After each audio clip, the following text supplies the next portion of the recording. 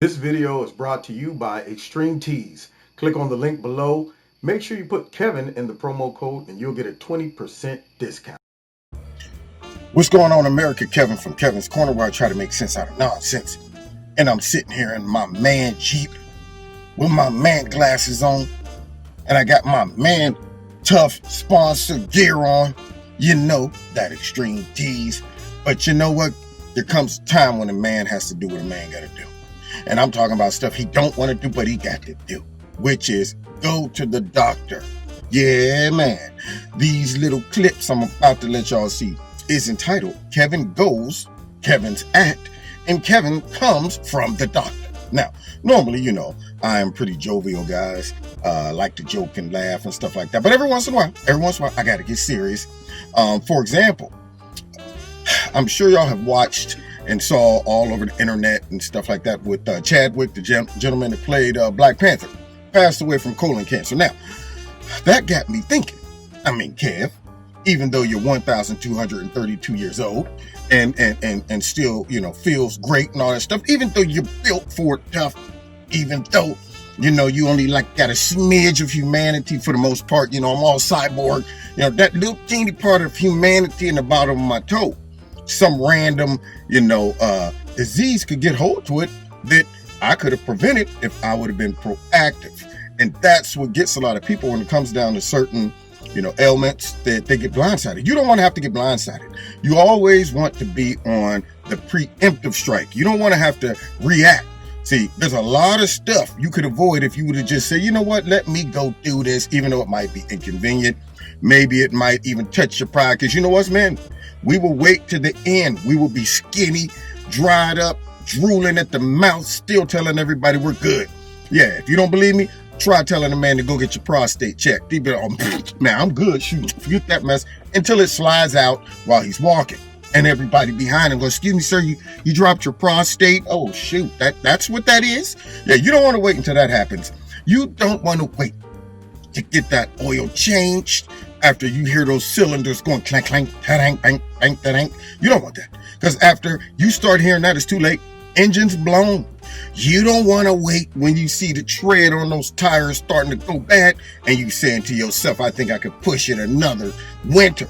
And then all of a sudden, pow, pow, pow, dang, dang, you don't want that. You don't want that. So when it comes down to getting certain things looked at, you just want to be proactive. You don't want to have the doctor have to tell you, man, if you would have just came a couple hours or a couple days or a couple months earlier, we could have saved your life.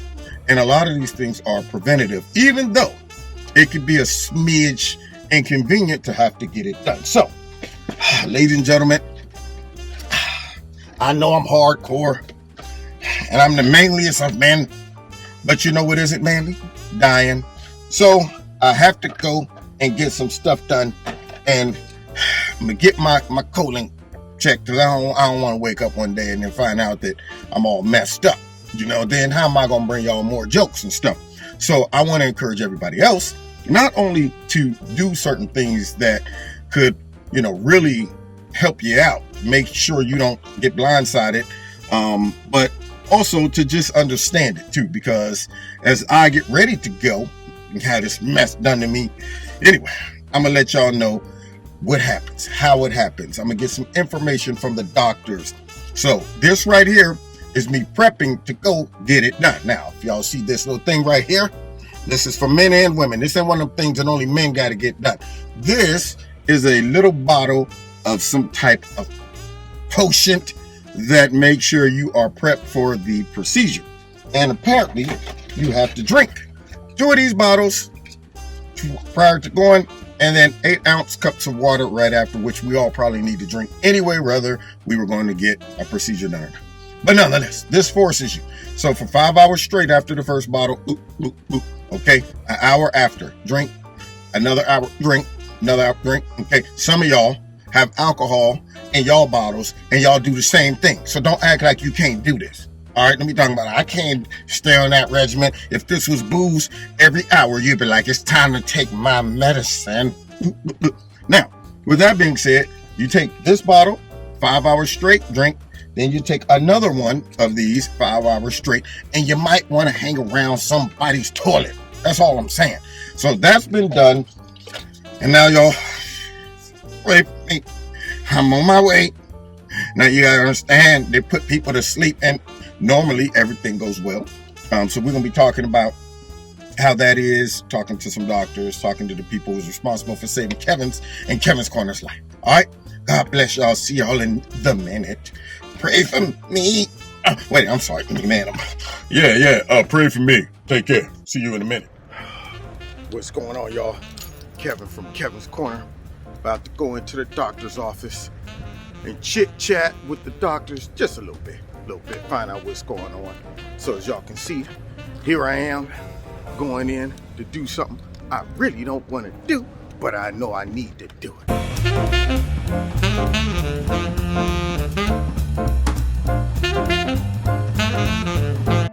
What's going on, America?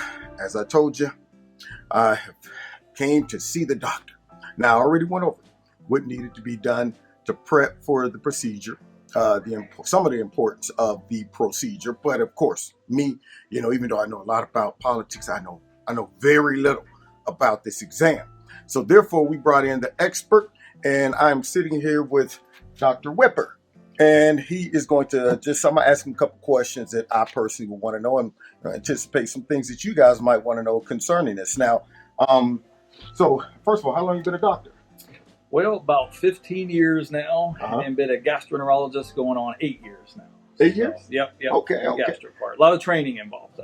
See, I figured it would be. Yeah, it's not something I could just figure out on the internet. Right. Yeah, you can Google anything these days.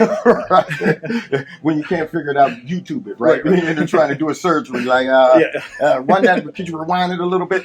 Right. But yeah, so that's wonderful. Now, your particular skill set deals only with, when you say gastrologist, are you talking about just dealing with primarily the colon? Well, it'd be the entire gastrointestinal tract from mouth down the colon, so the esophagus, stomach, small bowel, the colon. We do pancreas and liver, as well as our focuses. Yes. Okay.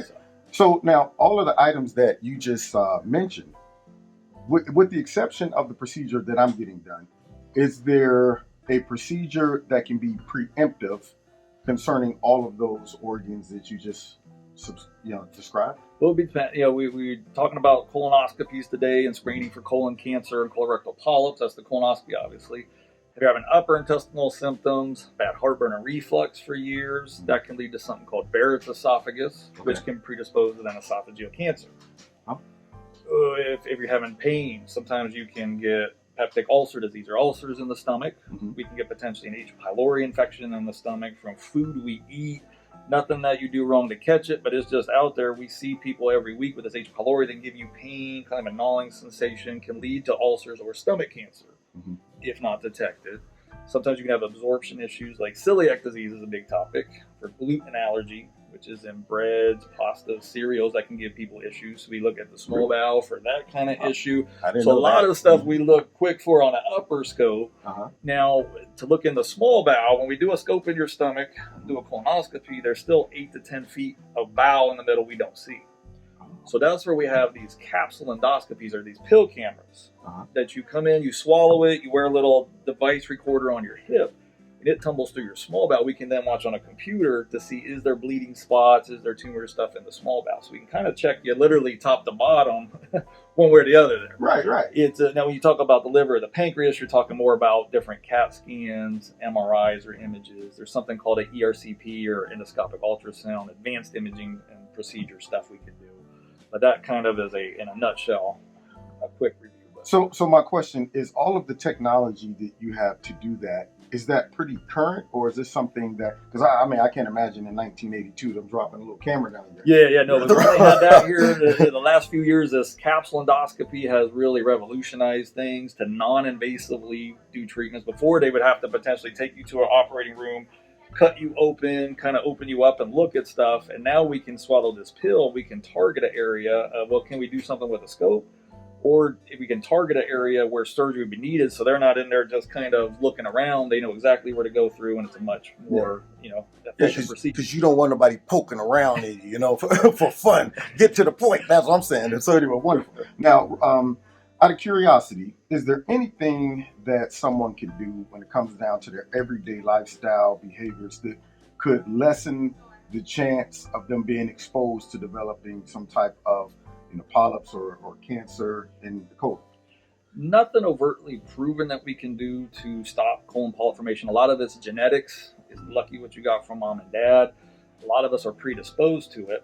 There are some studies out there that suggest being overweight can contribute to increased polyp formation and then lead to cancer.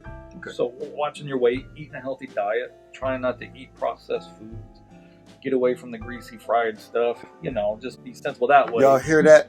No more greasy fried stuff. So all the brothers out there, you like those fried chicken. Lay off of it a little bit, just a little bit. Get the air fryer. Get the air fryer. I heard that works great. Yeah. Oh, by the way, I'm not a sponsor for the air fryer. I just want to make my disclaimer. But no. Anyway, so that's pretty interesting. Now, one of the more famous cases is Chadwick, the gentleman who played Black Panther, and that kind of what prompted me to say, whoa. I mean, I'm no Black Panther and all, but still, I don't want to die. I want to live too. So I wanted to be preemptive concerning, getting my colon checked. Now, when it comes down to someone having some issues that might make them feel like I got to go get my colon checked, I was saying to my audience that you don't want to have to be reactive. You want to be proactive. But in a case like his where he contracted it so very young, what would be some of the symptoms that one might start experiencing to make them say, I need to go to the doctor and get checked? It's a great question.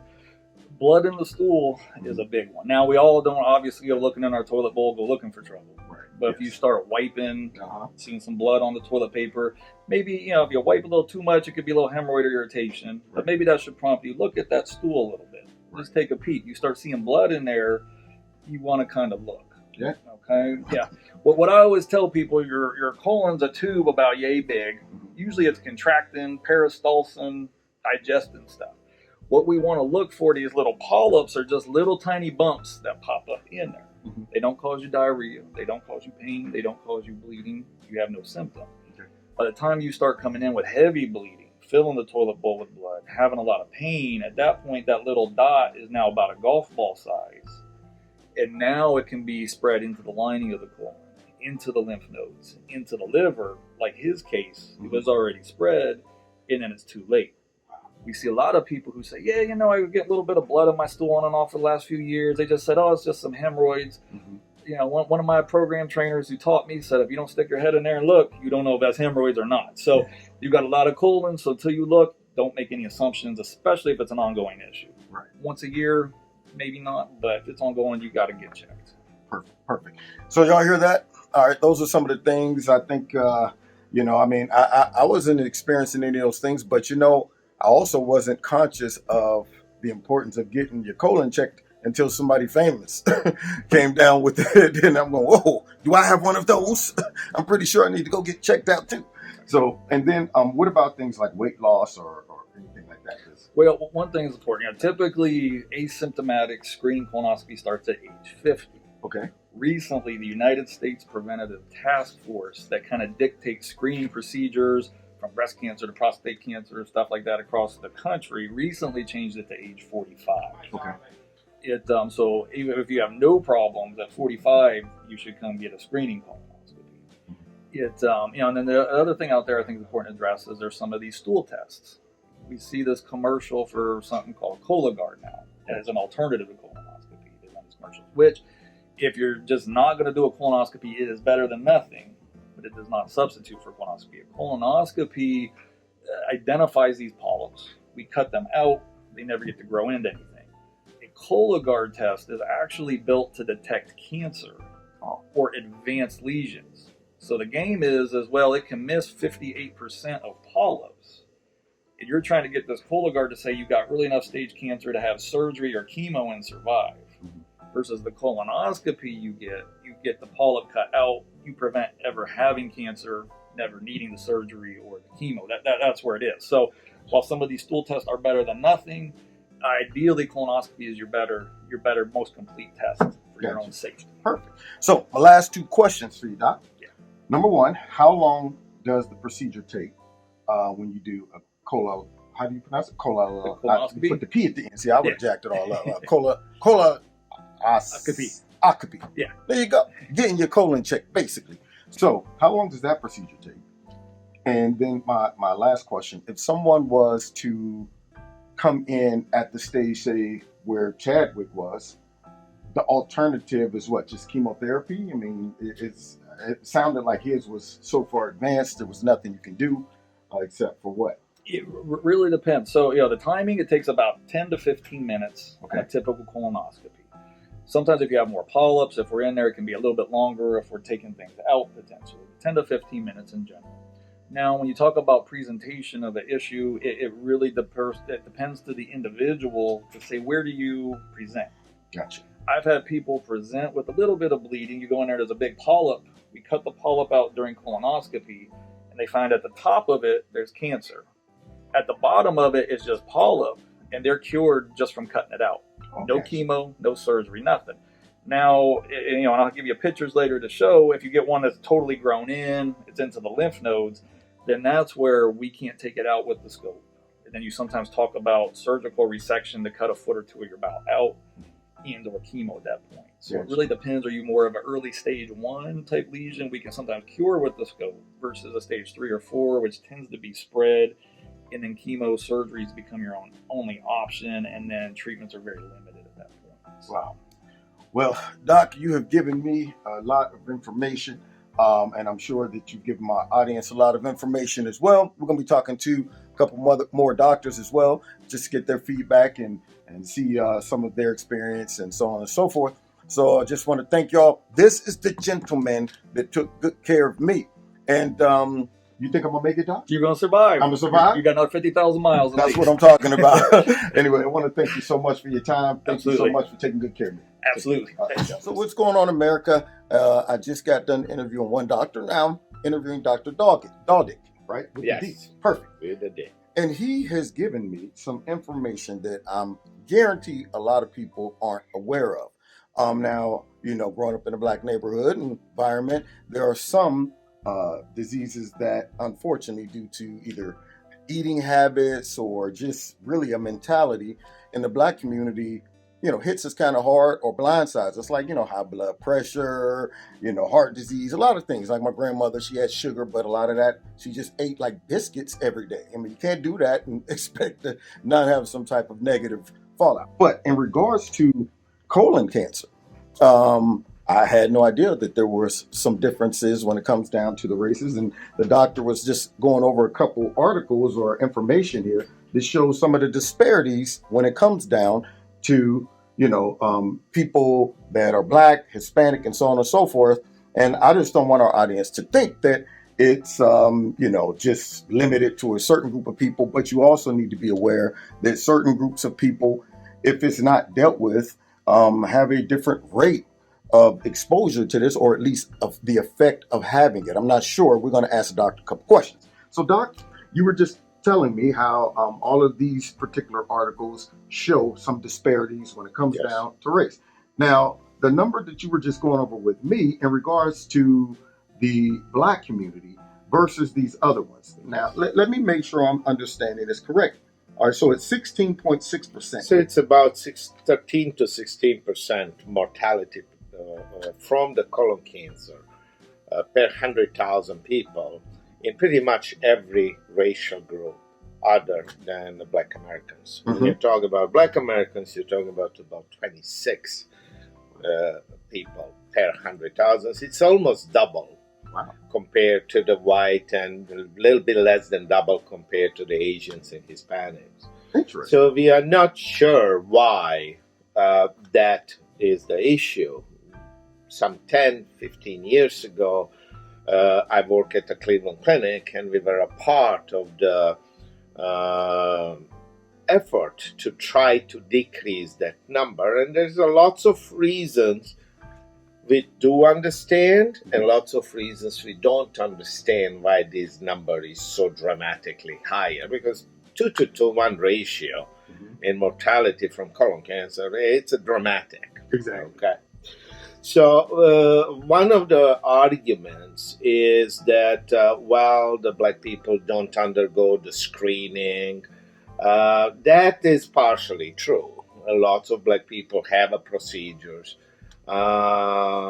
in time, but there it does seems to be genetic predisposition for a colon cancer development, and but also for more aggressive colon cancers. I mean, one of the most recent example is a famous black actor who just died from a colon cancer in unscreenable age. We do not screen people for colon cancer at the age of 35. Right. Because the numbers are just simply not there, and you would just screen millions and millions of people in futility to Right. detect maybe one colon cancer, and that's not economically feasible in any country. So there is no really difference between a man and a woman. The black women have a higher mortality and morbidity than any other race, as well as the black men have a higher morbidity and mortality than any other race.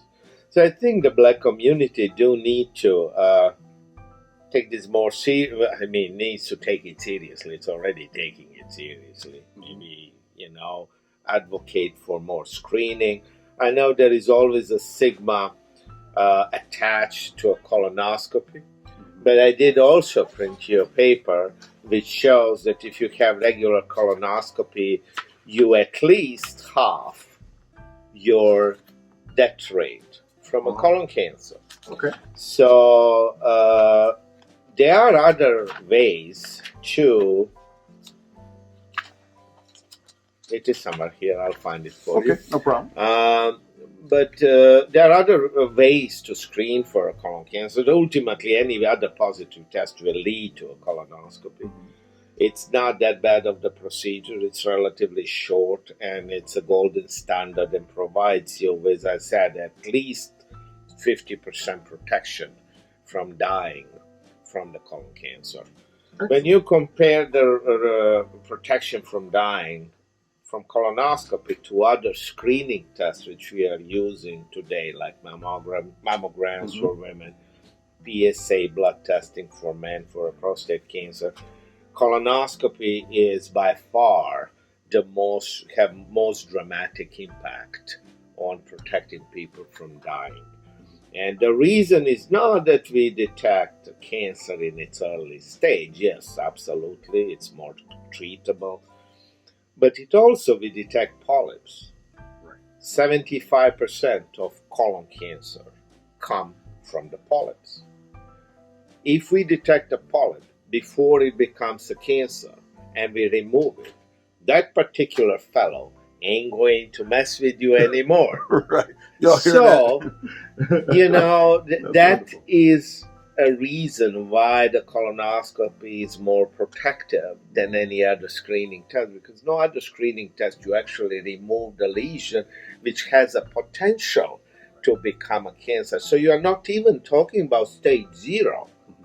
You're talking about, this fellow is thinking about becoming a threat, so we can just preemptively eliminate it. Excellent. Now, even with the other tests which we have, like detecting blood in a stool, detecting DNA in a stool, in those cases you have usually more advanced disease than what we can see with a colonoscopy. They are less sensitive for polyps, but they can still detect cancer. Your survival rate from stage 1 cancer is about 93 to 95%. Okay. Which means we are talking about 5 years survival rate. So it means as long as you are crossing highway carefully, you should be fine. Okay. Your stage 4 is only 35%. I don't like those odds, guys. So anything to detect either precancerous lesions or truly early cancer will have significant impact on people dying from this horrible disease. So now, you mentioned polyps. Yes. If a polyp is found and not removed, Yes. does all polyps develop into cancer? No, but I do not know which one will. Gotcha. Okay.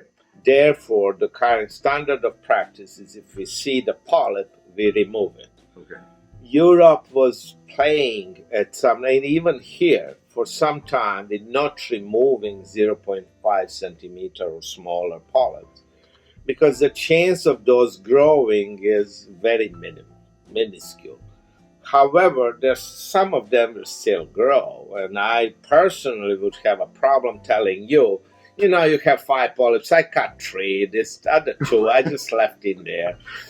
And we'll see what happens, Right. So it just doesn't really. Now, we send every polyp to analysis. In a rare situation, these polyps, you think they are not malignant, they are actually malignant, or they're showing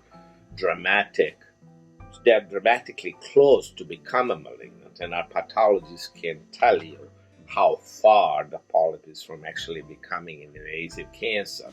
And that can then be used to tailor specific screening strategy individually.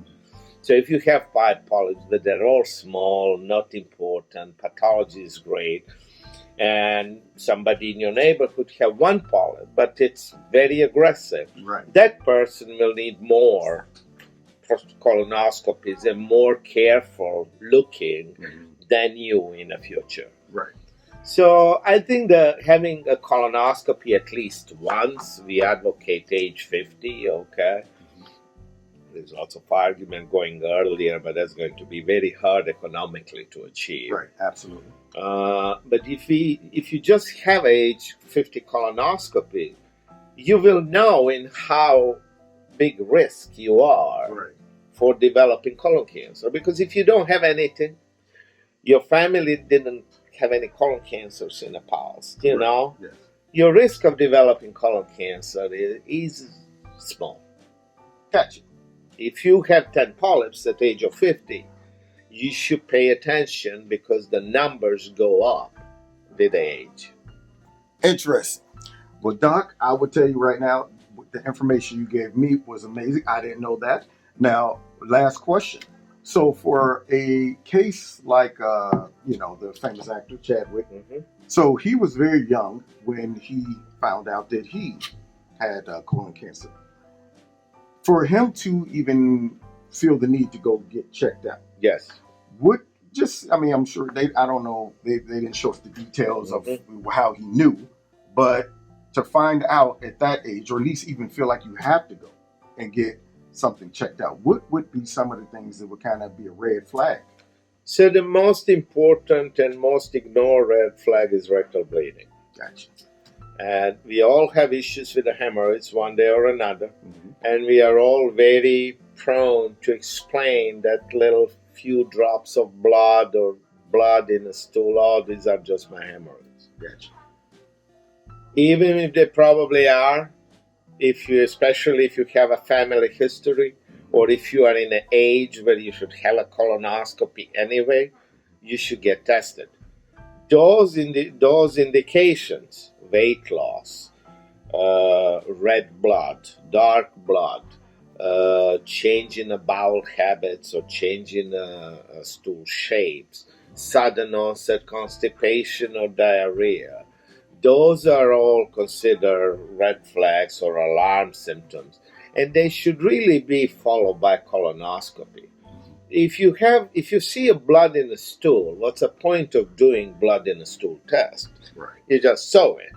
So if it comes negative, am I crazy? Am I saying things? Right. So in those cases, you should probably go directly to the gold standard. And your screening tests, like the tests which are currently being advertised in a box and, blood in a stool test, should be reserved to people without absolutely any symptoms. Is I'm just that age, and I'm going to make sure this is alternative. I don't feel like doing colonoscopy, which, listen, I do think that's a wrong answer, but, it's out there. It's approved by FDA. It does work. It's probably not as sensitive as colonoscopy. But if you have alarm symptoms, you should have colonoscopy. We do have here just recently 33-year-old guy who comes, black guy, who came with a rectal bleeding, and he got spooked, fortunately,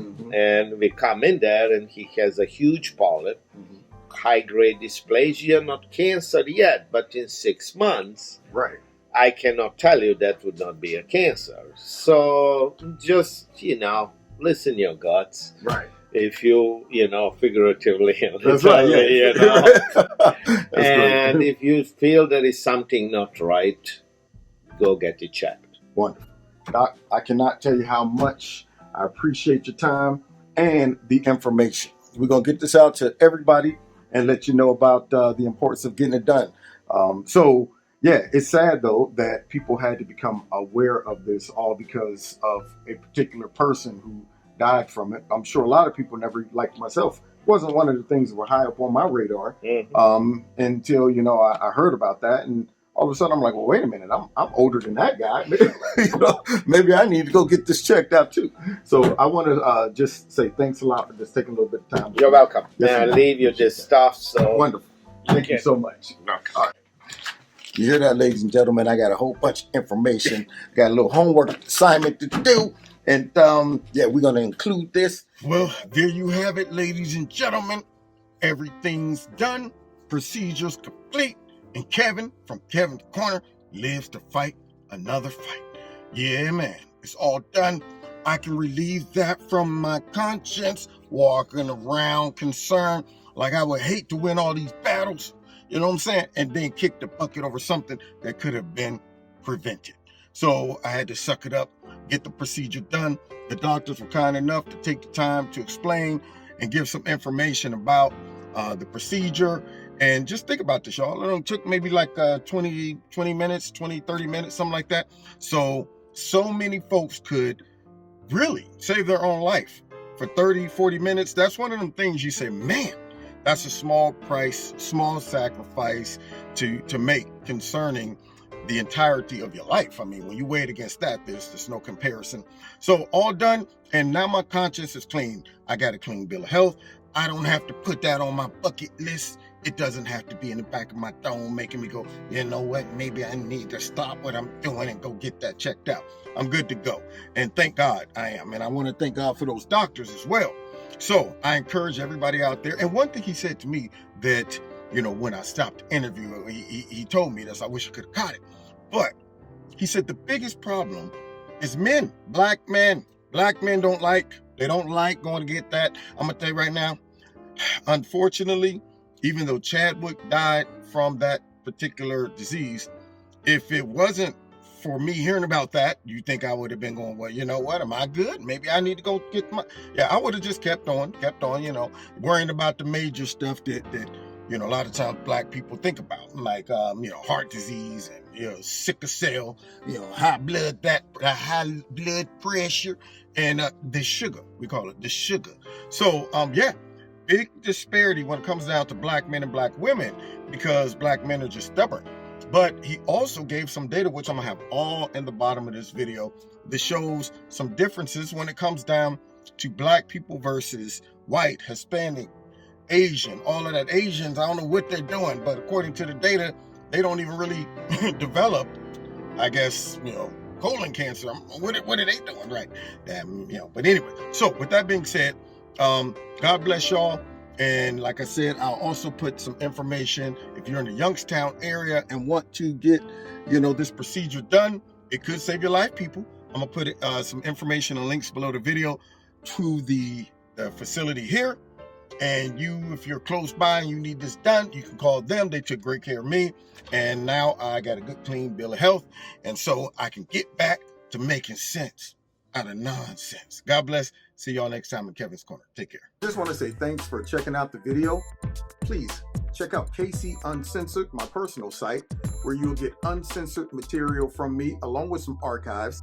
Check out Extreme Teas, my sponsor. The link is below this video. If you click on it and put Kevin in a promo code, you'll get a 20% discount. And finally, don't forget to hit like, share, subscribe, and hit the notification button. And if you'd like to donate to Kevin and Kevin's Corner, there's links below this video to do that as well. Okay, God bless you and God bless America. Take care.